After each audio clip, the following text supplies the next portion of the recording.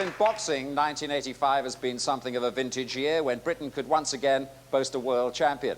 And there appeared to be strength in depth, with 3 other fighters challenging for world honours. And by the year's end, no fewer than 5 claiming European championships, from 8-stone Charlie Magri at flyweight right up to the man literally more than twice his size, Frank Bruno.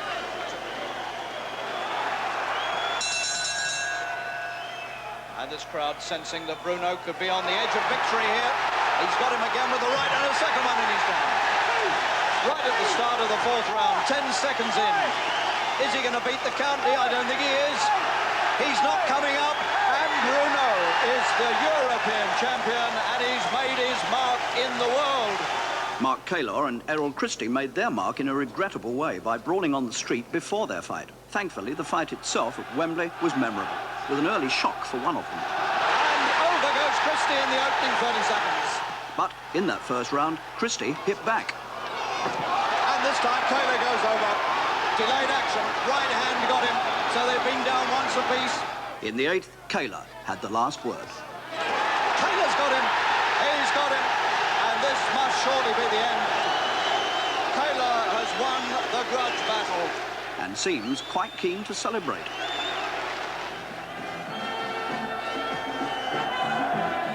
A thrilling night in June at the QPR ground in London. Barry McGuigan, challenger for the World Featherweight title, is almost unable to clear a path through his own supporters. He faces the veteran champion, Eusebio Pedroza of Panama. In the 7th, McGuigan strikes. He's got him with the right! Oh, the champion's over in the 7th. He found him with the right.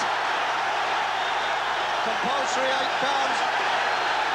Is the title about to change hands? Not quite, but 2 rounds later, the 29-year-old champion is reeling again. Good right from McGuigan, and his legs have gone. The champion could be on his way out. 9th round, and the bells come. Nobody's heard the bell, including the referee. The manager of Pedroza's in. And Pedroza is on very, very rocky legs as he goes back to the corner.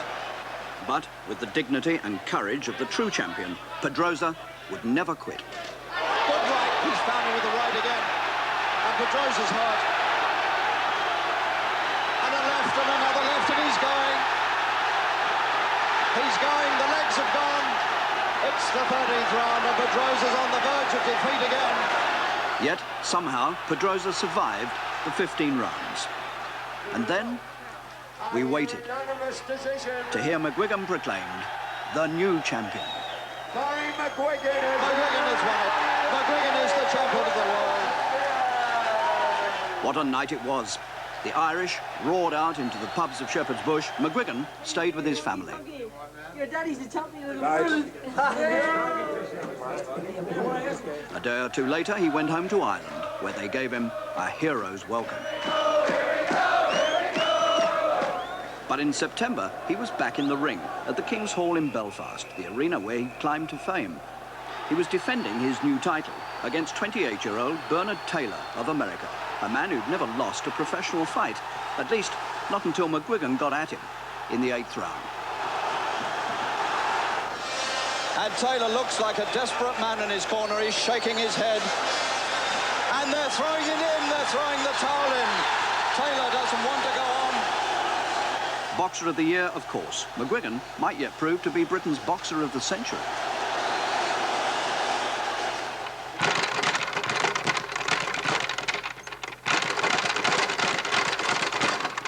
The WBA World Featherweight champion, Barry McGuigan.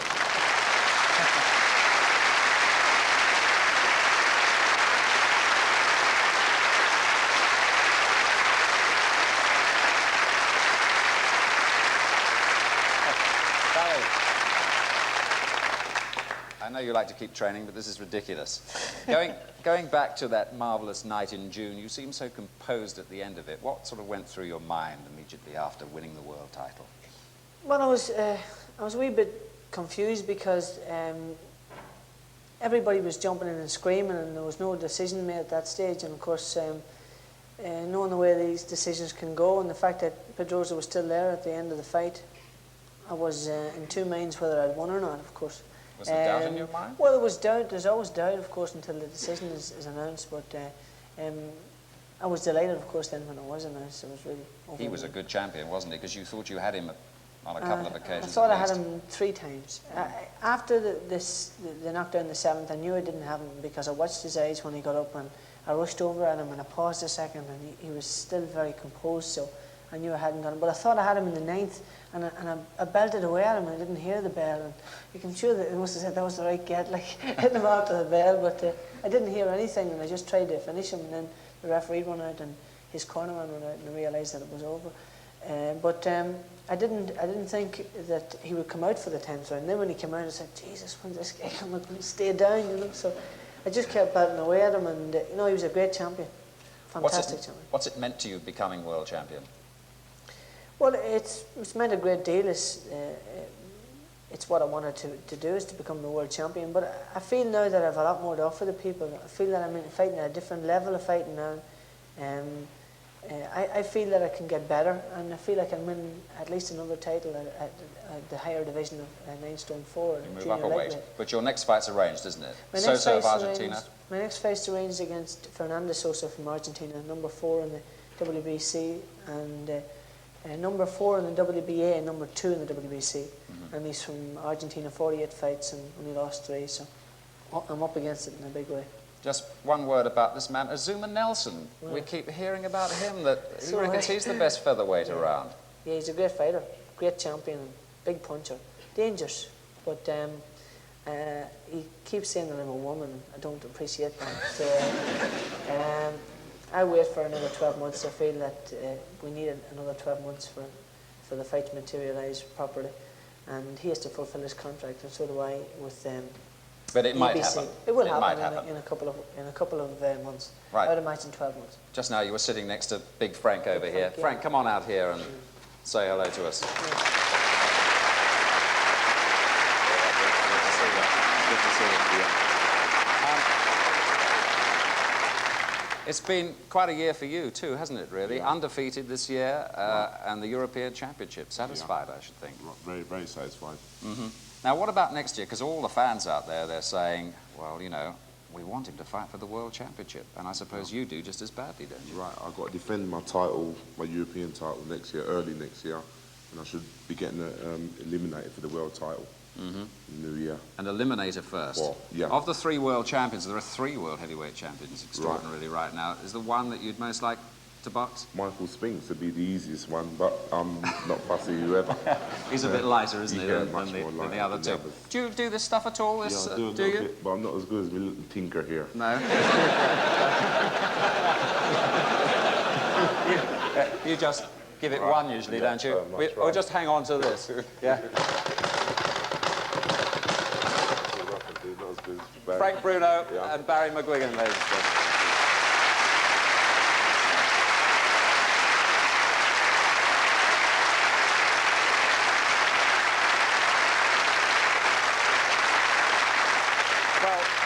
Barry McGuigan and, of course, snooker's Dennis Taylor are not Britain's only world champions of the year. In over 1,500 hours of televised sport on BBC in '85, we've witnessed others who can now proudly claim to be the best in the world.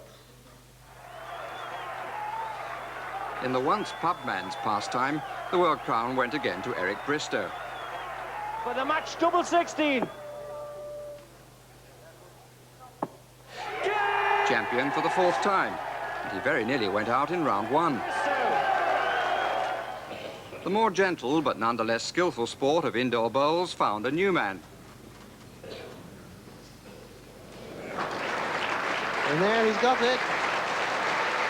The final couldn't have been closer, nor the man from Swansea more delighted. Terry Sullivan became the sport's first Welsh world champion. Another first went to Ray Edmonds, on cue billiard style. A bird's eye view saw success in Austria. Plenty of hanging about for our gliders. The team title went our way, and so for the first time did the individual, to a Brighton civil engineering graduate, John Pendry. The legs do a deal more than just balance in this sport. And shapely as they go, over 2,000 metres, Lynn Clark and Beryl Crockford made rowing history. Our girls had never struck gold before. Richard Fox had twice, by clearing everything else. And on the white water of Augsburg, he took his third world title on the paddle.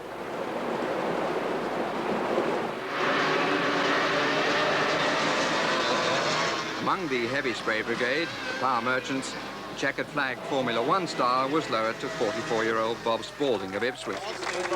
Very well done.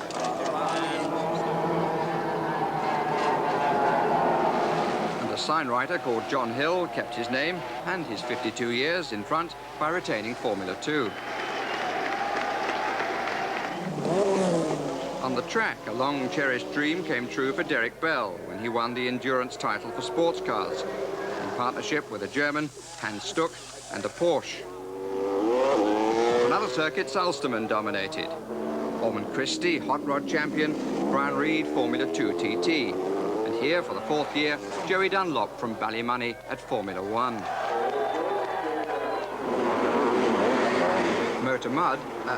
Motocross found a British world champion too. At 500cc, Dave Thorpe from Wokingham. Champagne this time, presumably kept for the showers. Thank you. And alongside those world champions, we welcome from the sport of rackets, Willie Boone and Randall Crawley, from powerlifting, Eddie Pengali, from board sailing, Ben Oakley. And while we're on the water, how about the success of our yachtsmen this year? We're delighted to have with us tonight no fewer than 8 world champions from that sport alone. Our squash girls came home with the World Championship from Dublin. And we're particularly pleased the powerboat world champion Bob Spalding could join us despite his recent horrific accident in Spain. We're glad to see you on the mend, Bob. Ladies and gentlemen, let's applaud these British sportsmen and women and many others who became world champions in 1985.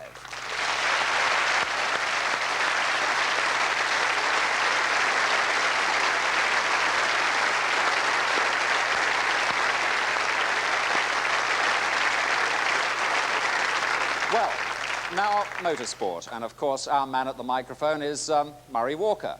Murray, as you know, brings to motor racing not only his vast expertise, but many other qualities. For example, it's very difficult to throw old Murray. Keke, 3 very happy years with Williams, including a world championship.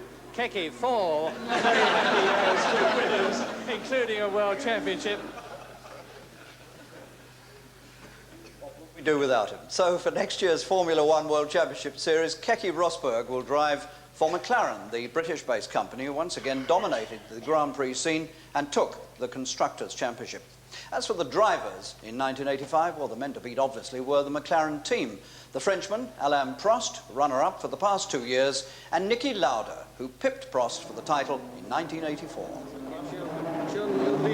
Lauda's prophecy was that his teammate Alain Prost would succeed him, and Prost started the season confidently by winning in Brazil. And as Alain Prost approaches the last corner, the McLaren mechanics are already ready to invade the course, and they do so to greet him home for the 8th consecutive McLaren win.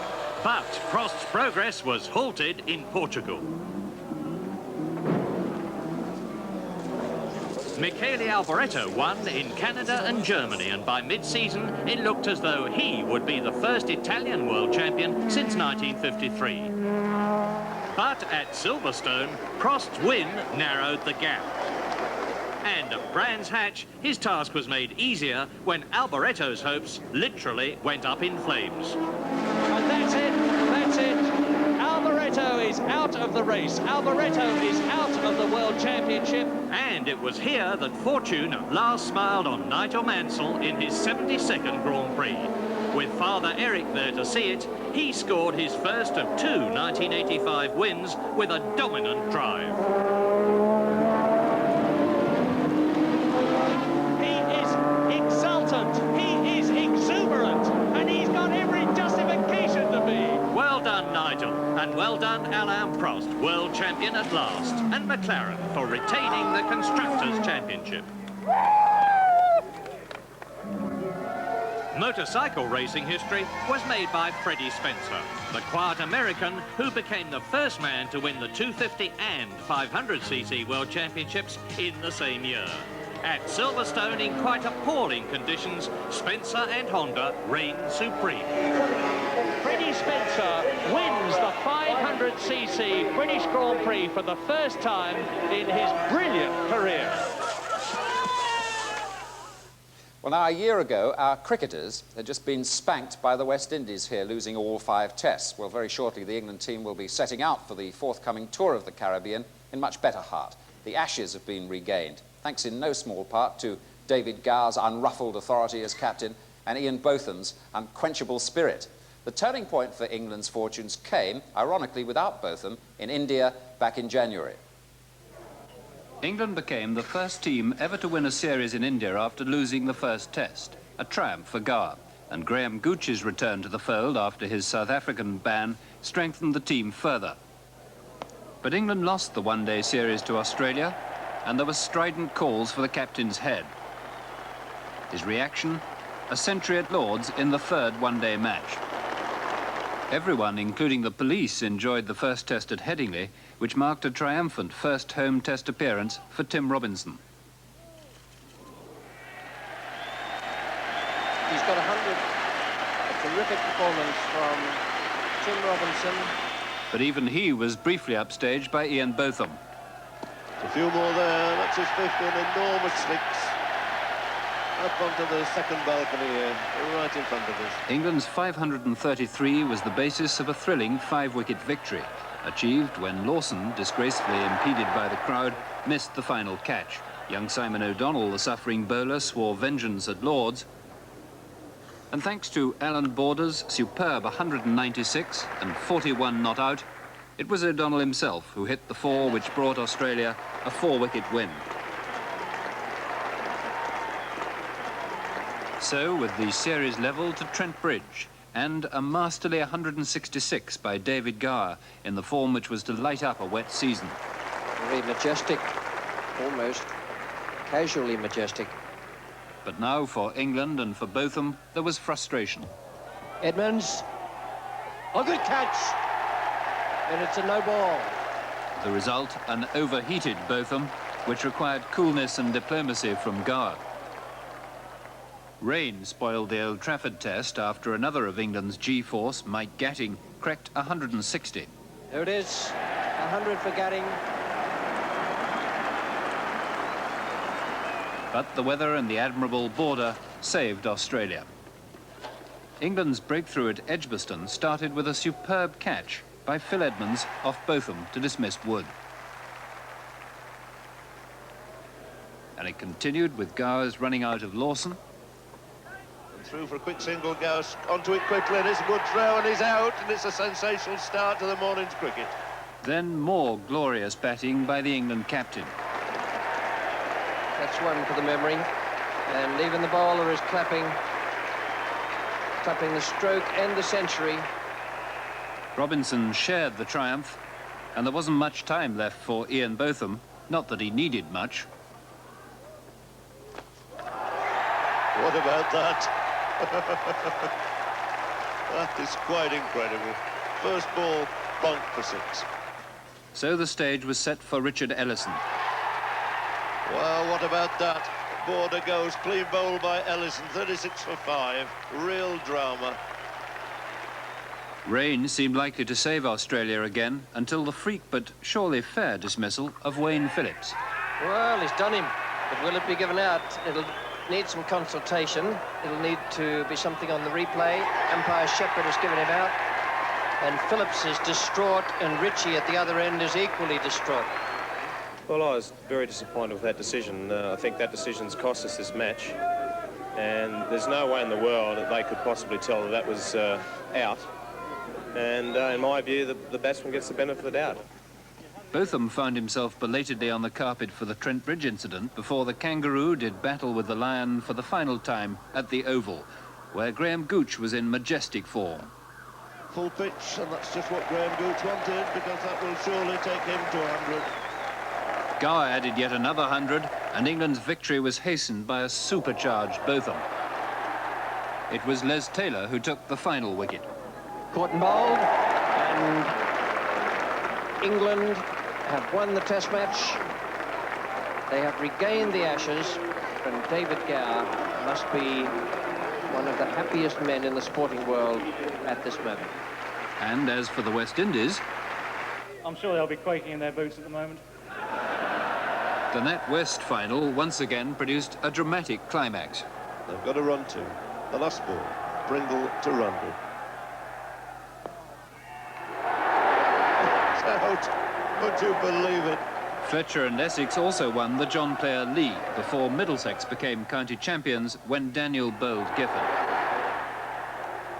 And the Benson and Hedges went to Leicestershire in a year which had begun and ended so well for David Gower.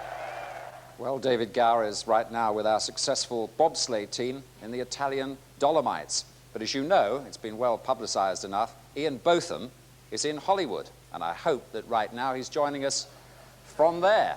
Well, you've got the right gear on, Ian. I would have thought Hollywood was probably the last place to go for a rest after a long walk. Well, it's great out here. I'm the only guy I think who's come over here, left England, where it's been freezing, and come over here and found 70 degrees and gone down with pneumonia. But no, it's great. Well, you look okay. Now, how's the film world treating you? What is the aim over there? Well, as usual, the British media tend to take things out of context, but no, we've just come over really for a holiday, to have a look around, to do a little bit of business, Tim and myself, with our own company. Basically, everything's gone extremely well. Are you looking to get into the film business, though? Well, it beats working. Have you had any serious talks about it so far? Yes, we spent some time with a couple of producers and a couple of companies the other day, and it went very well. You're not going to turn up in Dynasty or Dallas or something like that, are you? No, I was hoping to do something with some taste. Well, something you did do with taste was that marvellous walk, which obviously gave you a great deal of satisfaction. Yes, well, John Border's out here with me as well, and the two of us were sort of sat back the other day and just having a beer, and we're starting to sink in what we've actually done, and yeah, it's very self-satisfying. Marvellous. Now, the West Indies to come, you've been there before. Last time you went as captain. What are your hopes this time? What can we do? We can win.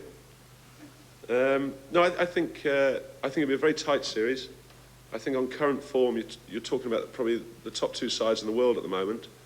And England have sort of come through that lean patch, and everything seems to be going well for us. The West Indies have been at the top for, what, I don't know, 10 years now. Maybe it's time we took over.